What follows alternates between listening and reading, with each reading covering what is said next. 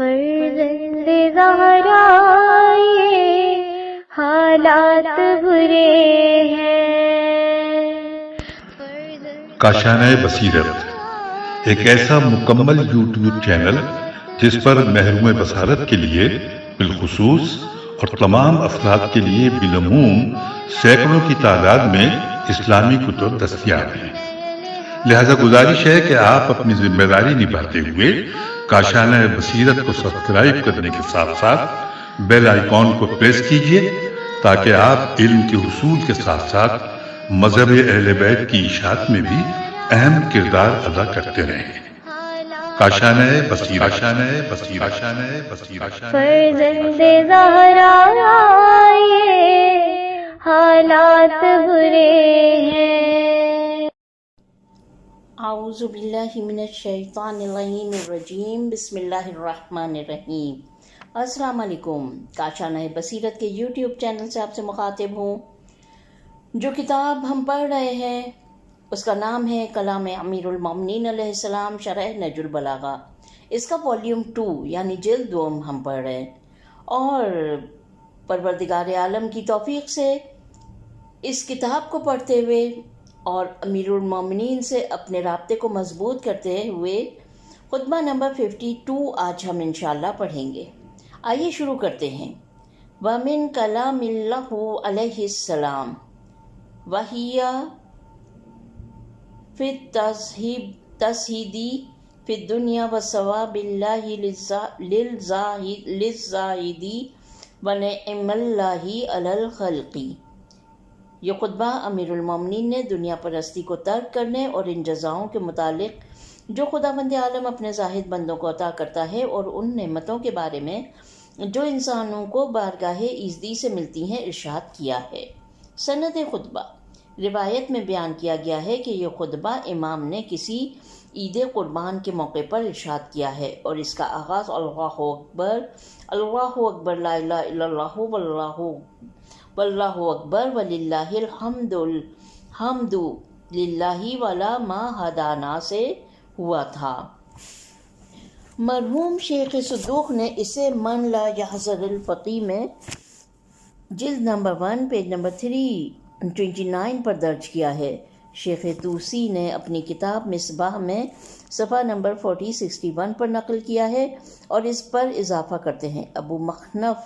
روایت کرتے ہیں کہ عبد الرحمن بن جندب سے، اور وہ اپنے والد سے، کہ امام نے یہ خطبہ عید قربان کے روز دیا تھا، جس کا کچھ حصہ سید رضی رحمۃ اللہ علیہ نے ذکر کیا ہے۔ شیخ مفید رحمۃ اللہ علیہ نے کتاب امالی کی 20ویں مجلس میں اس خطبے کا کچھ حصہ نقل کیا ہے۔ مصادر نہج البلاغہ جلد نمبر 2 پیج نمبر 24۔ اس جیسا مضمون 28ویں خطبے میں بھی گزر چکا ہے۔ خطبہ ایک نگاہ میں۔ یہ خطبہ در حقیقت 3 حصوں پر مشتمل ہے۔ پہلے حصے میں زہد کی اہمیت اور دنیا سے عدم وابستگی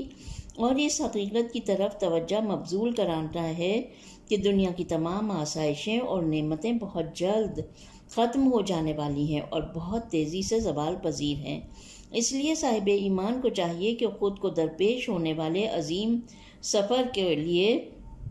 تیار رکھیں اور اس کے زیادہ راہ کے لیے اعمال صالحہ کا ذخیرہ کر کے اس کے لیے آمادہ رہیں۔ خطبے کے دوسرے حصے میں امام نے ان جزاؤں کا ذکر کیا ہے جو اس اہم انتظار کے دوران خداوند عالم مومنین کو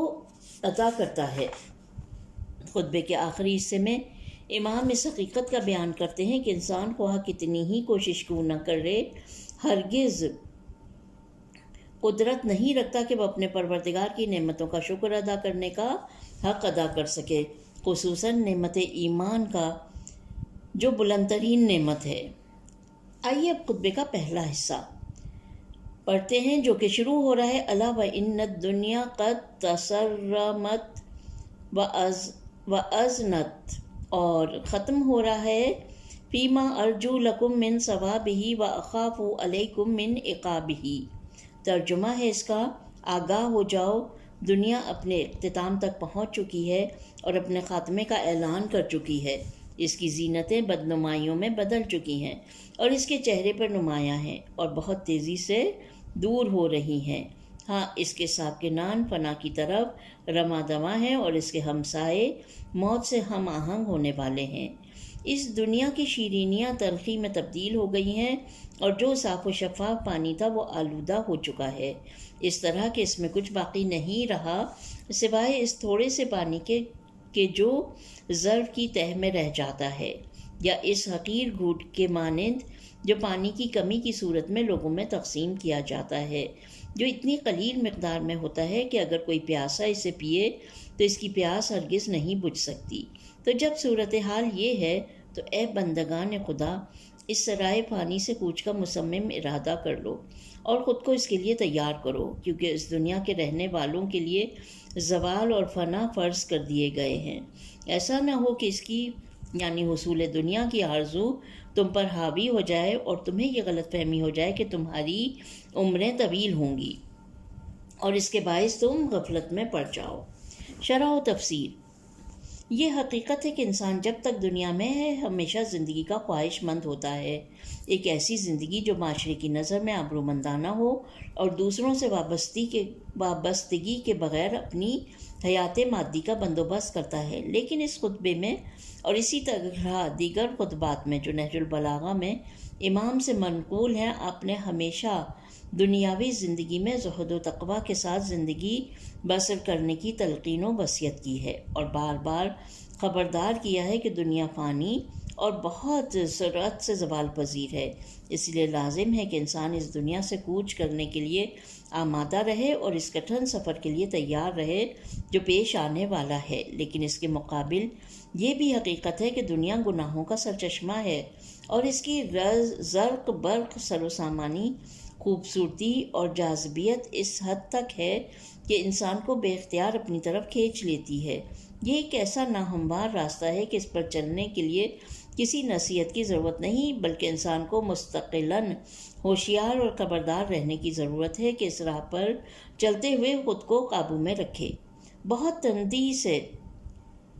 سفر نہ کریں کہ مبادا قدم پھسل جائیں اور کسی عظیم مصیبت میں گرفتار ہو جائیں۔ اسی لیے تمام رہبران و ہادیان الہی بار بار اپنے پیروکاروں کو ہوشیار کرتے رہے ہیں اور اسی دلیل کی بنیاد پر امام عالی مقام اس خطبے میں جو عید قربان کی روحانی شرائط کو بیان کرتا ہے، انسانوں کو اس دنیا کی بے وفائی اور ناپائیداری سے خبردار کرتے ہیں اور بے شمار تعبیرات سے ان چند جملوں میں جو بیان کیے گئے اس حقیقت کو ان کے گوش گزار کرتے ہیں کہ اس دنیا پر بے اندازہ بھروسہ نہ کریں۔ پہلے دو جملوں میں فرمایا الا و ان الدنیا قد تسرمت سرم کے مادے سے ہے، بوزن نرم، جس کے معنی ہے کہ کسی چیز کا قطع کر دینا۔ اسی بنا پر تلوار کو سارم کہا جاتا ہے۔ تزم دنیا اشارہ ہے کہ دنیا کے آخری وقت کے قریب ہونے کے قریب ہے۔ وَأَذْنَتْ بِانْقِضَائِهِ، اذنت ابزان کے مادے سے ہے، جس کے معنی اعلان کرنا یا خبر دینا ہے۔ ترجمہ: آگاہ ہو جاؤ کہ دنیا اپنے اختتام تک پہنچ گئی ہے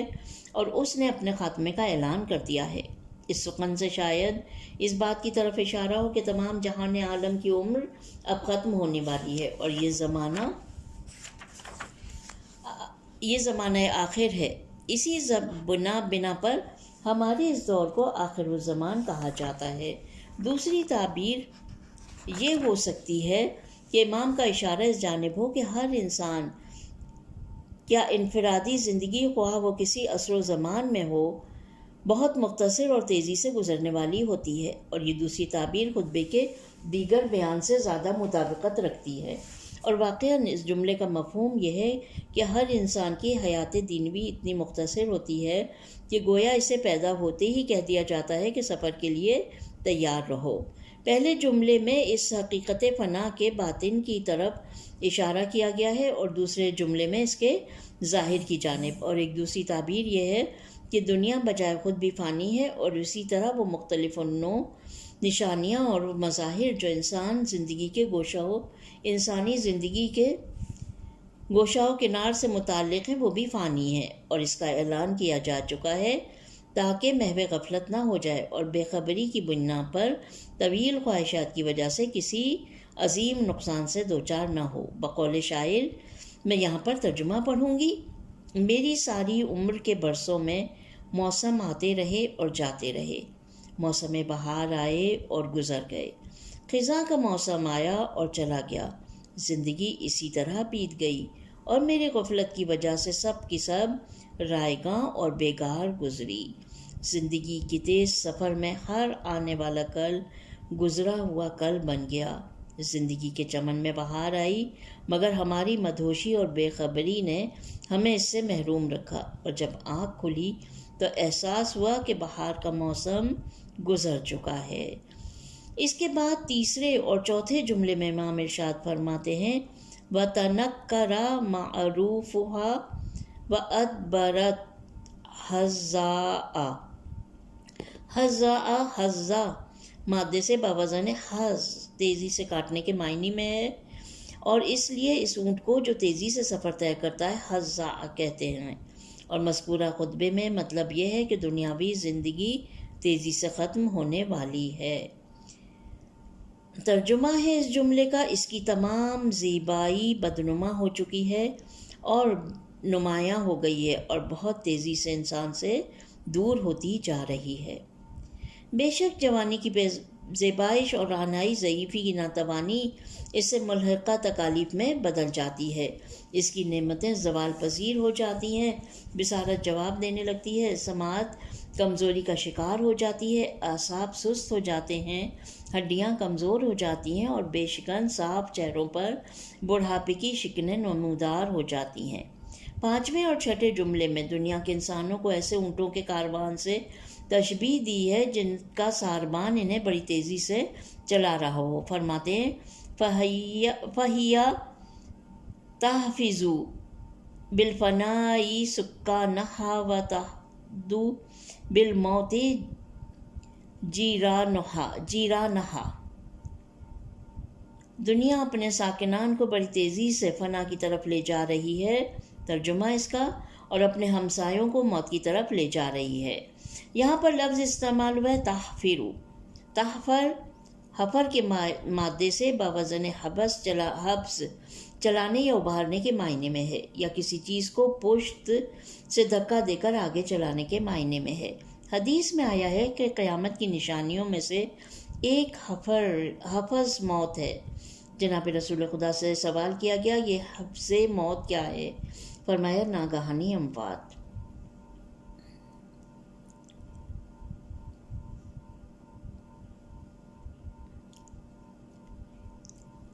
آگے یہاں پر ڈسکرپشن یہ دی گئی ہے کہ تحفر حفظ کے مادے سے مشتق ہے۔ اس کے معنی تیزی سے حرکت کرنا یا حرکت میں لانا ہے، یا کسی کو پیچھے سے آگے کی طرف دھکیلنا ہے۔ اس تعبیر سے بخوبی واضح ہو جاتا ہے کہ انسان خواہ چاہے یا نہ چاہے زمانے کے گزرنے کے ساتھ ساتھ تیزی کے ساتھ سفر کر رہا ہے اور موت کی سمت رواں دواں ہے۔ پھر تحدو جو مادہ ہدا سے مشتق ہے، اس کے معنی ہے اونٹوں کو تیزی سے حرکت میں لانے کے لیے آواز بلند کرنا۔ یہ ایک بے حد خوبصورت تعبیر اس حقیقت کی نشاندہی کر رہی ہے کہ اس جہان فانی میں وہ تمام عوامل حرکت پذیر ہیں جو فنا کو تیزی سے قریب لا رہے ہیں، اور تمام انسان خواہ ارادی طور پر خواہ غیر ارادی طور پر بڑی تیزی سے موت کی طرف اور زندگی کے اختتام پر پہنچ رہے ہیں۔ سکان یعنی ساکنان کے لفظ کے بعد جیران یعنی ہمسائے سے مراد غالباً یہ ہو سکتا ہے کہ انسان کی اصلی قیام گاہ یہ دنیا نہیں، گویا انسان اس گھر یعنی دنیا کا ہمسایہ ہے، نہ مالک اور نہ صاحب خانہ۔ اس کے بعد والے جملوں میں ایک اور دوسرے نقطے کے ذریعے دنیا کے حقیقی چہرے سے نقاب اٹھاتے ہوئے مزید آشکار اور واضح کیا ہے، اور فرماتے ہیں وَقَدْ أَمَّرَ مِنْهَا مَكَانًا حَلْوًا وَقَدِرَ مِنْهَا مَكَانًا صَفْوًا۔ یہاں پہ امرہ کا جو لفظ استعمال ہوا ہے وہ بوزن میر گزرنا اور عبور کرنے کے معنی میں ہے، اور مر بوزن ہر تلخ و کڑوا شیریں کا ضد کے معنی میں ہے، اور امر دوسرے لفظ سے لیا گیا ہے۔ اس کا مفہوم یہ ہے کہ زمانے کے گزر اور رفت و آمد نے دنیا کی مٹھاس کو تلخ کر دیا ہے۔ اس کا ترجمہ ہے دنیا میں جو کچھ شیرینی تھی وہ تلخی میں بدل چکی ہے، اور جو صاف شفاف پانی تھا وہ گدلا ہو چکا ہے۔ طفلی اور جوانی کا شیریں دور بہت جلد گزر جاتا ہے، بڑھاپے کے ساتھ ساتھ قوت اور توانائی بھی ختم ہو جاتی ہے، جسم اور روح کی سلامتی کی جگہ بیماریاں لے لیتی ہیں، انسان کا تمام آرام و سکون بے آرامی، اضطراب اور بے چینی میں بدل جاتا ہے، نہ زندگی میں کوئی حلاوت باقی رہتی ہے اور نہ کوئی آرام و آسائش، ہر چیز بڑی سرعت سے دگرگوں ہو جاتی ہے اور تمام نعمتوں پر زوال آ جاتا ہے۔ اگرچہ بعض مفسرین نے اس جملے کی اس طرح بھی تشریح کی ہے کہ دراصل اس جملے سے اس دنیا کے ظاہر اور باطن کے فرق کو واضح کیا گیا ہے، یعنی اس دنیا کا ظاہر شیریں ہے اور باطن بہت تلخ ہے۔ یہ بظاہر صاف و شفاف ہے لیکن حقیقتاً انتہائی تیرا و تار ہے۔ لیکن اگر ہم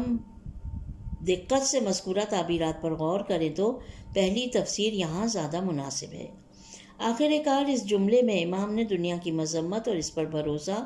نہ کرنے سے متعلق اپنی دوسری گفتگو کے ذریعے وضاحت کی ہے۔ آپ نے فرمایا فَلَمْ يَبْقَ مِنْهَا إِلَّا سَمَالَةٌ كَسَامَلَتِي۔ سملتا کا مادہ سمل سے ہے، بوزن حمل حوض یا پانی کے برتن کو باقی ماندہ پانی سے خالی کرنے کے معنی میں ہے، اور سملتا اس مختصر پانی کو کہتے ہیں جو حوض یا برتن کی تہہ میں باقی بچ جائے، اور یہی وجہ ہے کہ استعمال لوگوں کے درمیان صلح و صفائی کرانے کے معنی میں استعمال ہوتا ہے، گویا دلوں میں باقی ماندہ کینے کو دھو دینا۔ آگے امام فرماتے ہیں کساملاتل اداوتی او جرعتن کا جرعتل مقلتی لو تمززہ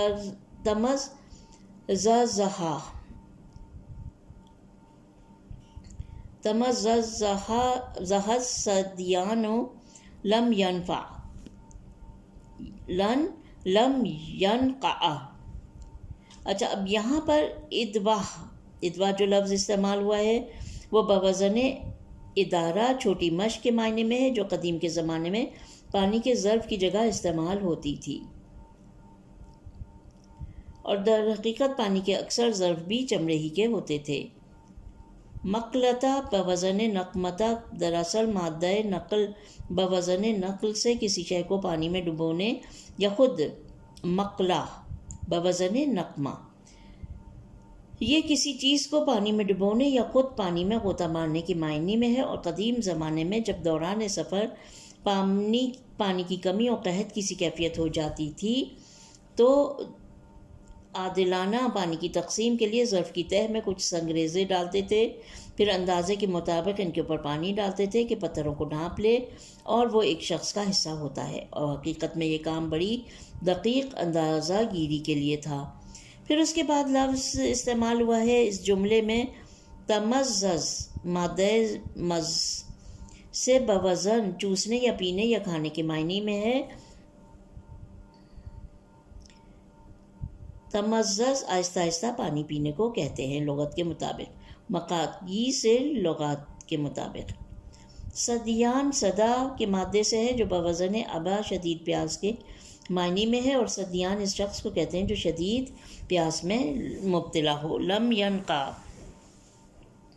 مادہ نقع بوزن نفع اور دراصل کسی چیز کے ثابت ہونے کے معنی میں ہے، اور یہ لفظ سیراب ہونے اور پیاس کی تسکین کے لیے آیا ہے۔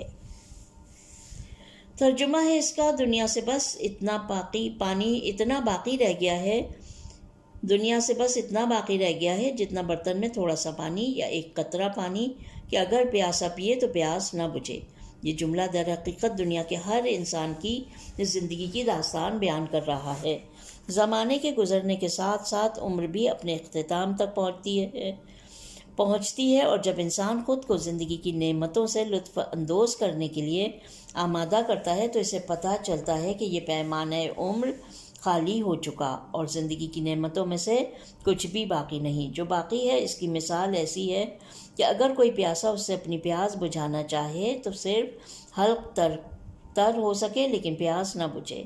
سملتا کے معنی دراصل بہت کم مقدار اور بے قیمت چیزوں کے ہیں، اور پانی کی اس ناقابل ذکر مقدار کے بھی ہیں جو برتن خالی ہونے کے بعد اس کی تہ میں رہ جاتی ہے۔ اس طرح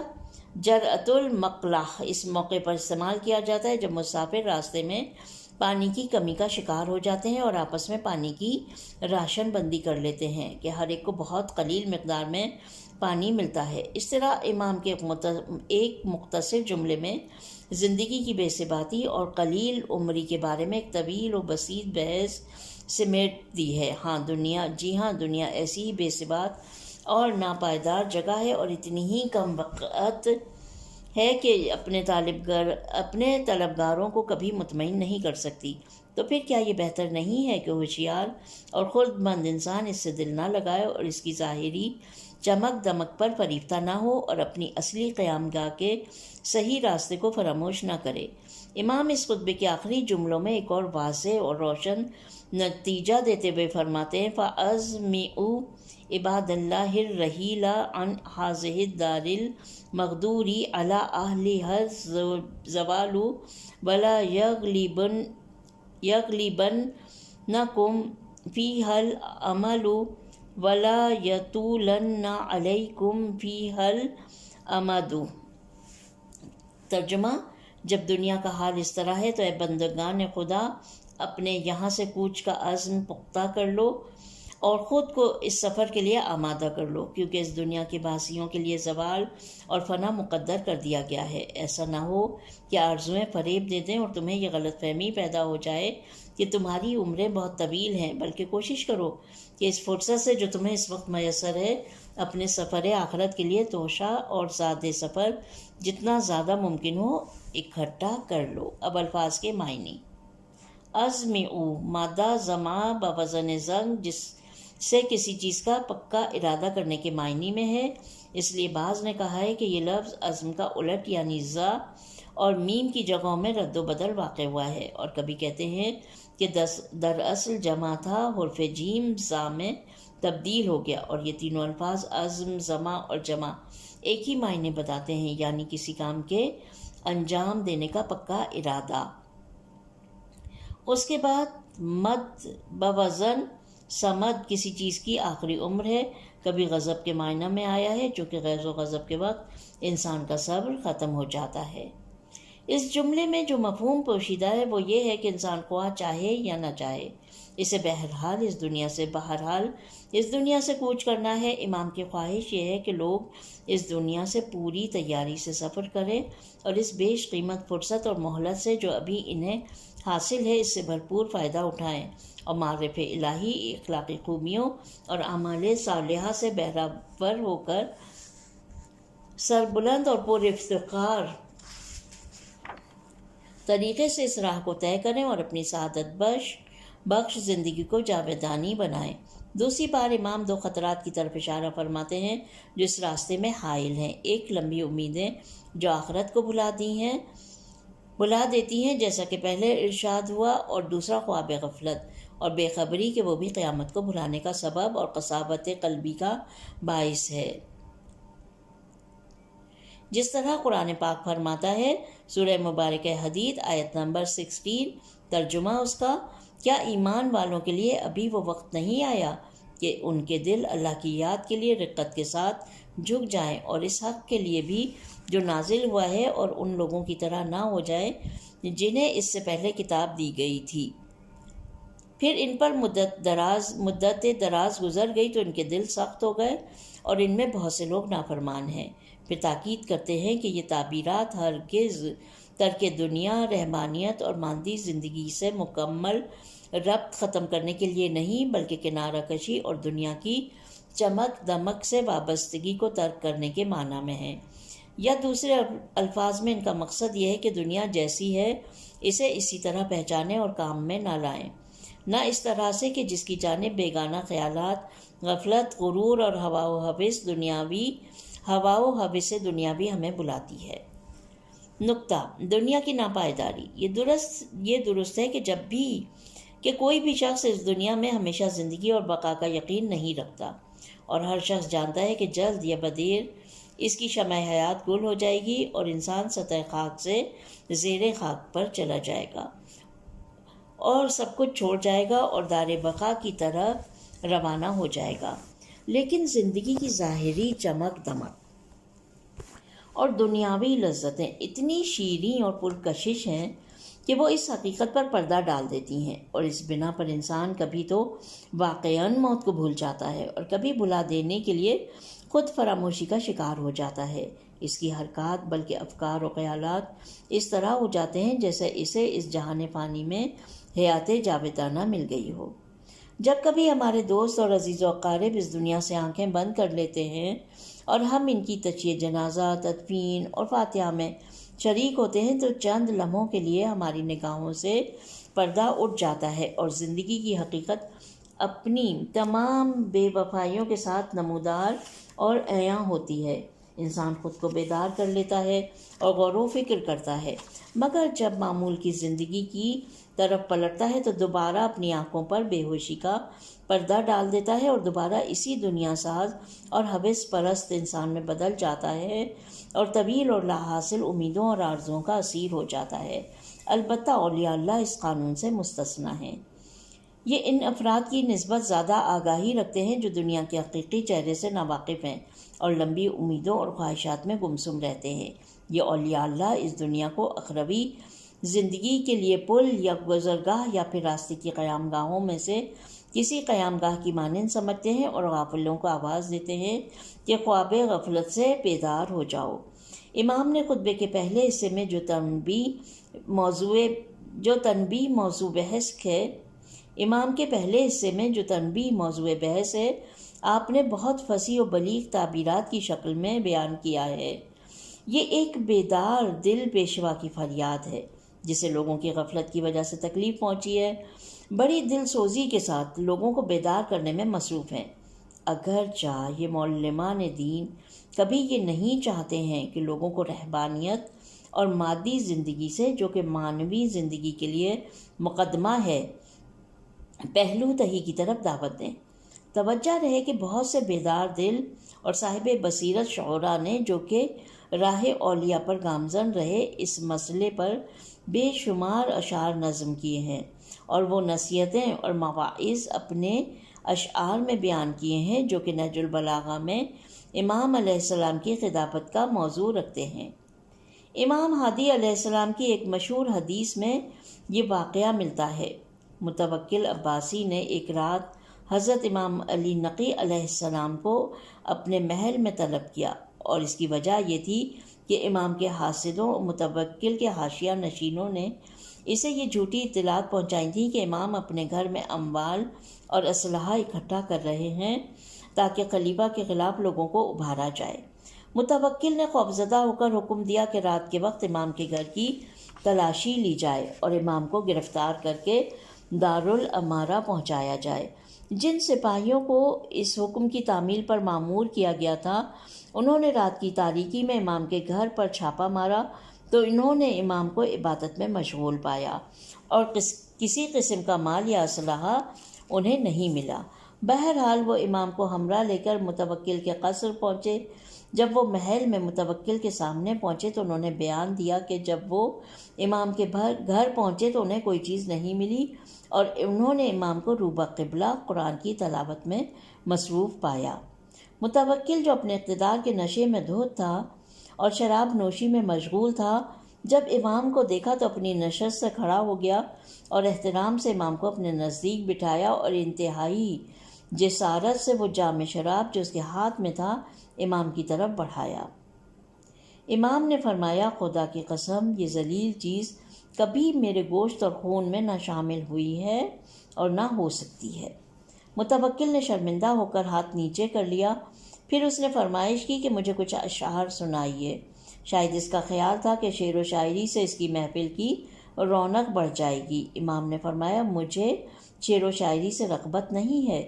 متوکل نے کہا آپ کو لازماً اشعار سنانا پڑیں گے۔ امام نے جب متوکل کا اصرار دیکھا تو کچھ اشعار پڑھے جن کا متوکل پر بے انتہا اثر ہوا اور وہ اتنا رویا کہ آنسو اس کی داڑھی پر بہنے لگے۔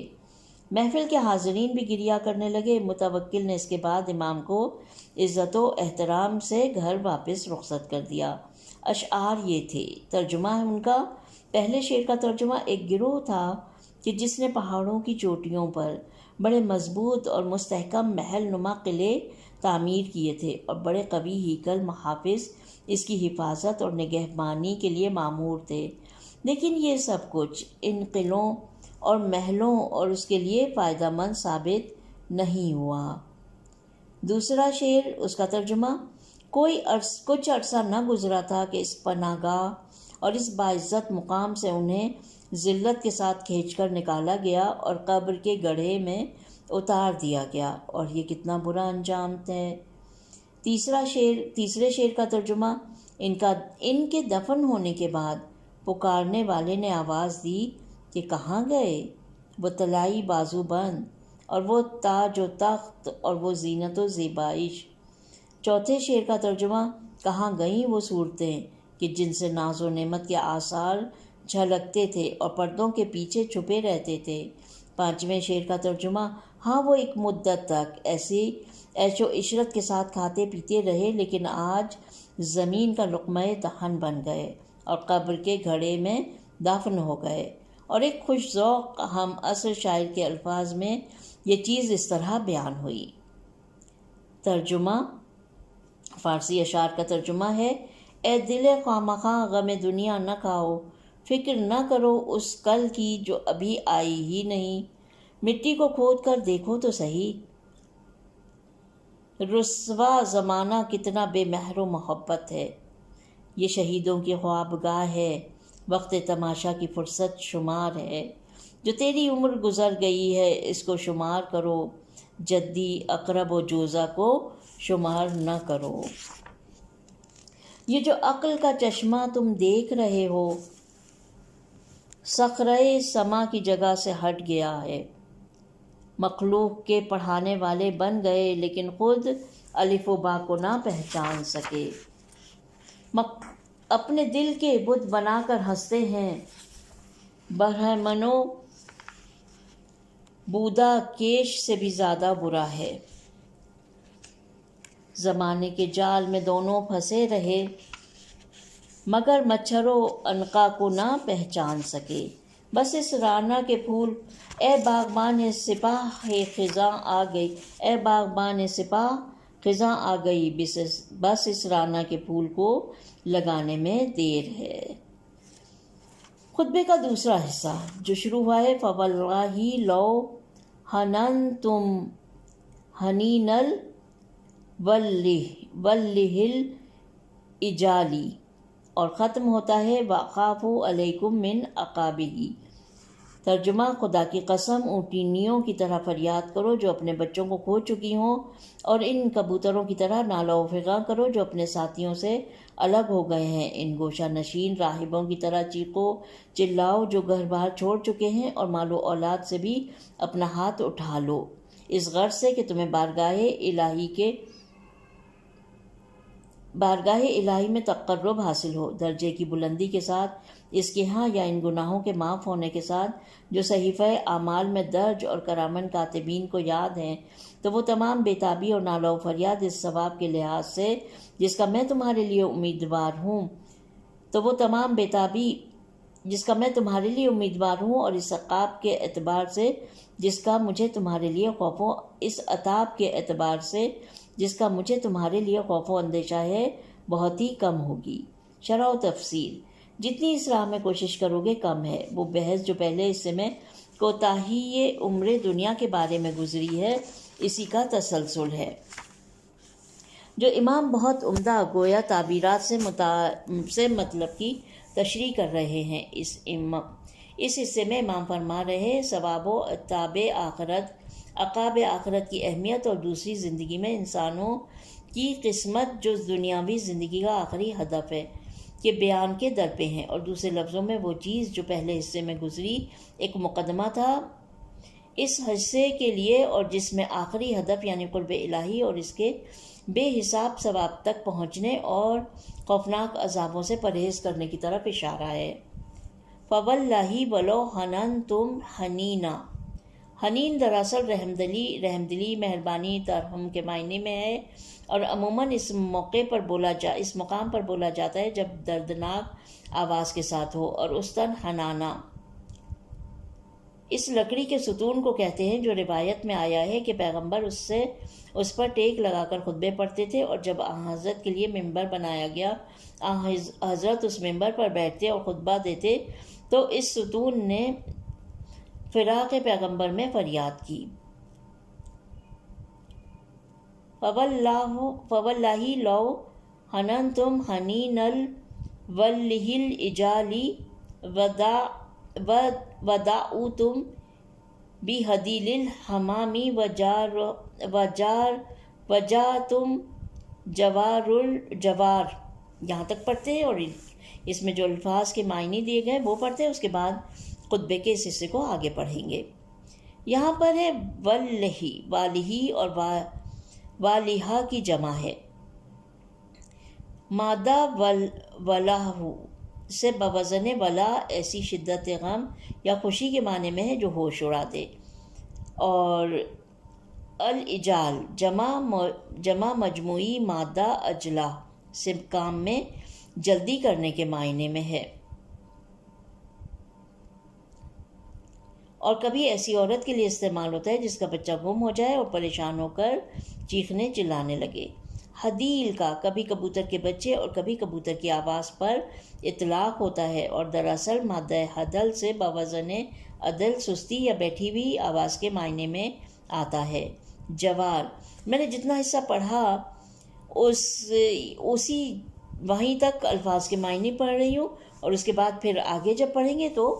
الفاظ کے معنی جیسے جیسے آتے جائیں گے وہ ہم انشاءاللہ پڑھتے رہیں گے۔ جوار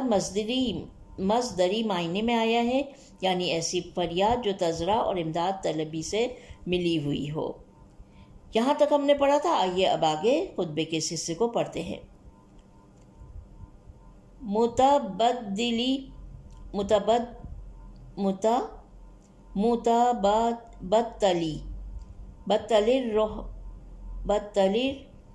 بطلی الرہبانی وحرجتم الی اللہ من الاموال والاولاد التماس القریۃ الیہ فی ارتفاع درجتہ عندہ او غفران سیئۃ احصتھا کتبہ وحفظتھا رسلہ لکان قلیلا فیما ارجو لکم من ثوابہ واخاف علیکم من عقابہ۔ یہاں پر متبتل مادہ تبتل سے جدا ہونے اور ایک طرف ہو جانے کے معنی میں ہے، اگر خاتون اسلام جناب فاطمہ الزہرا سلام اللہ علیہا کو بطول کہا جاتا ہے تو اس لیے کہ حالت انقطاع کو پہنچ چکی تھیں اور فضل و معرفت کے لحاظ سے دوسری عورتوں سے منفرد تھیں، اور بعض روایات میں آیا ہے کہ متبتل درگاہ خدا میں تذرع و زاری کے ساتھ ہاتھوں کو بلند کرنے کے معنی میں ہے۔ رہبان جمع راہب مادہ رہب بوزن رحم دراصل ڈرنے کے معنی میں ہے، ایسا خوف جس میں اپنے آپ کو بچانا مقصود ہو، اور رہبانیت شدت عبادت اور ترک دنیا کے معنی میں ہے، وہ ایسی بدعت تھی جو مسیحیوں کے گروہ نے آئین مسیحیت میں ڈال دی، اس صورت میں کہ عورتیں اور مرد تارک دنیا ہمیشہ کے لیے ازدواج سے ہاتھ کھینچ لیتے ہیں اور اجتماعی افعال سے کنارہ کش ہو جاتے ہیں، اور پائے معبد دیر کے نام سے میں پناہ لیتے ہیں اور مشغول عبادت رہتے ہیں، اور اسلام میں اس کام کی شدت کے ساتھ ممانعت ہے۔ ترجمہ اس حصے کا: خدا کی قسم اونٹیوں کی طرح فریاد کرو جو اپنے بچوں کو کھو چکی ہوں، اور ان کبوتروں کی طرح نالو فقاں کرو جو اپنے ساتھیوں سے الگ ہو گئے ہوں۔ ان گوشہ نشین راہبوں کی طرح چیخو چلاؤ جو گھر بار چھوڑ چکے ہیں، اور مال و اولاد سے بھی اپنا ہاتھ اٹھا لو، اس غرض سے کہ تمہیں بارگاہ الہی میں تقرب حاصل ہو، درجے کی بلندی کے ساتھ اس کے ہاں، یا ان گناہوں کے معاف ہونے کے ساتھ جو صحیفہ اعمال میں درج کرامن کاتبین کو یاد ہیں۔ تو وہ تمام بےتابی اور نالہ و فریاد اس ثواب کے لحاظ سے جس کا میں تمہارے لیے امیدوار ہوں، اور اس عطاب کے اعتبار سے جس کا مجھے تمہارے لیے خوف و اندیشہ ہے، بہت ہی کم ہوگی۔ یہاں پر امام کی خدا کی بارگاہ میں نہایت تضرع وزاری فرماتے ہوئے 3 تشبیہیں بیان کرتے ہیں۔ پہلی تشبیہ اونٹنیوں کی چیخ و پکار، جب ان کے بچے ان سے بچھڑتے ہیں تو ایسی آوازیں نکالتے ہیں کہ ہر سننے والے کو اپنی طرف متوجہ کر لیتے ہیں۔ دوسری تشبیہ کبوتروں کی نوحہ گری، ہم نے دیکھا ہے کہ جب وہ سب ایک گول دائرے میں جمع ہوتے ہیں تو ایسا لگتا ہے کہ سب مل کر نوحہ پڑھ رہے ہوں۔ ابن منظور لسان العرب میں لکھتا ہے کہ حدیل جو مذکورہ جملے میں آیا ہے کبھی کبوتر کی آواز اور کبھی ان کے بچوں کے لیے آیا ہے، اور اس کے بعد بعض نقل کرتے ہیں کہ عربوں کے مطابق جناب نوح علیہ السلام کے دور میں حدیل کبوتر کا بچہ تنہا رہ گیا تھا اور پیاس کی شدت سے مر رہا تھا، اس لیے اس روز سے سب کبوتر اس کے لیے نوحہ گری کرتے ہیں۔ تیسری تشبیہ تارک دنیا اور رہبانیت اختیار کرنے والے اپنی عبادت گاہوں میں گریہ و زاری کرتے تھے، اپنے مختلف مراسم کے مواقع پر انفرادی یا اجتماعی صورت میں نوحہ گری کرتے ہیں، اور اس لیے کہ دنیا سے ربط نہیں رکھتے، ان کے نوحے کا ایک الگ سوز ہے۔ امام بارگاہ خداوندی میں فقط پرشور نوحہ گری اور گریہ و زاری پہ اکتفا نہیں فرماتے، بلکہ اس جملے خرجتم الی اللہ من الاموال والاولاد سے بلند ترین ایثار و فداکاری جو اس راہ میں ہو کی طرف اشارہ کرتے ہوئے فرماتے ہیں، اگر تم اپنے تمام وسائل زندگی قرب الہی، اس کے ثواب اور عذاب الہی سے نجات کی پرواہ نہ کرو، یہ پھر بھی کم ہے۔ اس بات کی دلیل بالکل واضح ہے، اس لیے یہ دنیاوی عمر آغاز سے انتہا تک اور اس کی تمام نعمتیں مادی ثروتیں ازل سے ابد تک عمر آخرت اور اس کی نعمتوں کے مقابلے میں ایک جلدی گزرنے والے لمحات کی طرح اور دریا کے مقابلے میں قطرے کے برابر ہے، اور صاف ظاہر ہے دنیا و آخرت سے متعلق معرفت حاصل نہیں ہو سکتی اور تضرع و زاری میں دل سوزی ہو سکتی ہے۔ خطبہ حمام میں جو پرہیزگاروں کے بارے میں ملتا ہے، یہ جملہ آیا ہے، صبروا ایاما قصیرۃ عاقبتہم راحۃ طویلہ، انہوں نے کچھ دن صبر سے کام لیا، ایثار و فداکاری کی، اس چیز نے انہیں طولانی آرام و راحت دے دی۔ تیسرا حصہ